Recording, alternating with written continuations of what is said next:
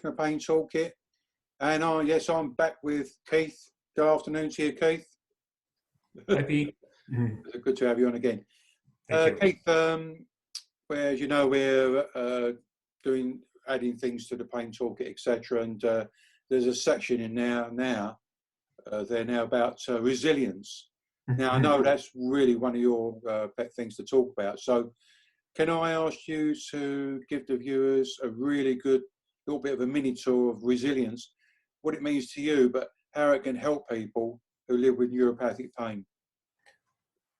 I appreciate that, Pete. And it really is, for me, an interesting topic. And I continue to learn a lot about it. And, as you and I talk about a lot, we're not researchers, we're not academics, we're not scientists. We're just a couple of guys doing our best to get through our lives. But we've learned a lot through our journeys. And one for me is this concept of resilience. And I think originally when I first was introduced to it, I thought I was being resilient when I was being stoic and fighting and pushing through. And to me, I thought that's what resilience was to push against this wall, to push back against this wall of pain, to show it who was so tough. And I realized that's not resilience, that's just fighting. And we know when we fight that will make our pain and our lives in general worse. So I had to take a step back and really examine for myself, what does resilience mean? What I've come to understand for me is it's understanding that there are times when you come into really challenging things in your lives. For you and I, those challenges are often our health. But resilience is our health or any significant challenge in our lives. It could be financial, it could be a marriage breakup, it could be the death of a family member. So we all have challenges in our lives. For you and I, it's our pain. And those days when the pain gets worse, instead of that pushing and that fighting, resilience is about taking a step back and just sort of allowing something to happen and accepting that and not giving in, but just saying, okay, this is a bit of a rough time right now, and I've got to find the best way to deal with it. And then moving into, what your plan might be. What am I going to do to deal with that right now? So that then you can come back up and get back to the best place that you can be. I always get a visualization, and I'm a simple-minded guy, so of a bouncing ball. You got the lows when the ball is down, and when the ball's down, that's your time to do the step back and your setback plan, and what am I going to do to help myself, and realize that this is really, really tough, but the sky isn't falling. I just need to refocus and reset. And that allows the ball to bounce back up. And then you get back up to that when you're back up again. So resilience really is about sort of, again, like bouncing back up, being able to rise up through a challenging time. And it's easier said than done, because when the ball is at the low point, you can just feel overwhelmed and like everything's coming crashing down on you. But that comes back to the importance of being honest with yourself, kind to yourself, and forgiving, and saying, okay, I understand this is happening right now, and there are things that I need to do to help myself so I can get back up again.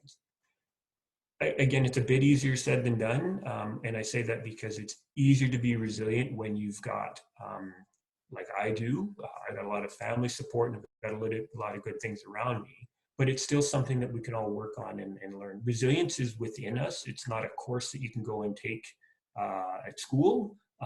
It's within us, and it's about how we develop those tools and those techniques to be able to bounce up. For me, I believe it is one of the most important parts of being able to live well with pain. And for my case and others, and I don't want to speak for everybody who has neuropathic pain, but I think for those of us that do, for me specifically, it's really important, because your low days when the ball's down at the bottom can come just out of the blue like that. You can be doing all the things that you're supposed to, and everything's going fine, and your pain is normal, and then all of a sudden, just bam, there it is.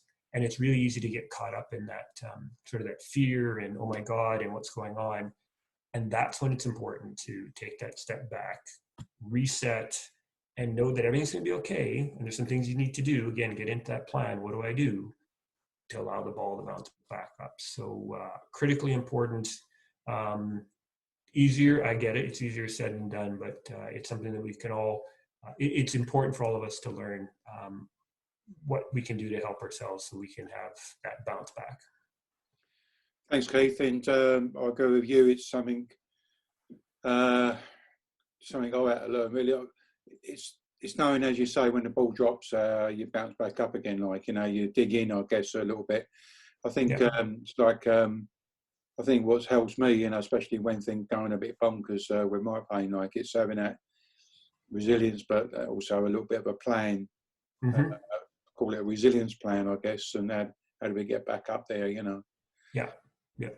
Okay, fantastic, man. I think I was going to say thanks very much for explaining that. I always learn a lot when I listen to you, and you know, that's what it's all about. You know, self-management is that it's something it's an ongoing process. It's not something a course that there's a finishing point. You know, self-management for me is like learning new things and modifying things to help us along the way. So thanks very much for that.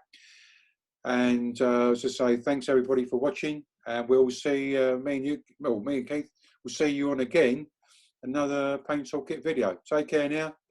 Thanks, everyone. Thanks, Pete. Ciao.